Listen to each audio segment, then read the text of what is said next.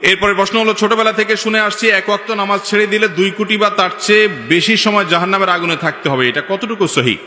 ভাই, এই মর্মে একটা কথা আপনারা ছোটবেলা থেকে শুনে আসছেন, আমরাও সবাই শুনে আসছি, সেটা হলো এক ওয়াক্ত নামাজ কাজা করলে, এক ওয়াক্ত নামাজ না পড়লে, তাহলে সেই ক্ষেত্রে 2,88,00,000 বছর জাহান্নামের আগুনে পোড়াইতে হবে এক ওয়াক্ত নামাজ কাজার কারণে, ছাড়ার কারণে।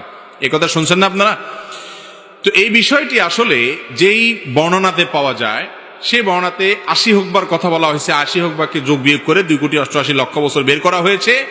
এটা ফাজাইলে আমালে শাইখুল হাদিস জাকারিয়া রহমতুল্লাহ আলাইহি উল্লেখ করে এরপরে বলেছেন, এই মর্মে হাদিস বিভিন্ন বইতে লেখা আছে, কিন্তু আমি কোথাও পাই নাই। এবং বিশুদ্ধ কথা হলো এটাই যে 2,88,00,000 বছর জাহান্নামের আগুনে পড়বে এক ওয়াক্ত নামাজ কাজা করার কারণে। এই মর্মে কোনো বিশুদ্ধ তো দূরের কথা, কোনো আপনার দুর্বল হাদিসও নাই, বরং এটি সম্পূর্ণ জাল, ভিত্তিহীন। কোন হাদিসের কিতাবে এরকম কোনো কথা বলা হয় নাই।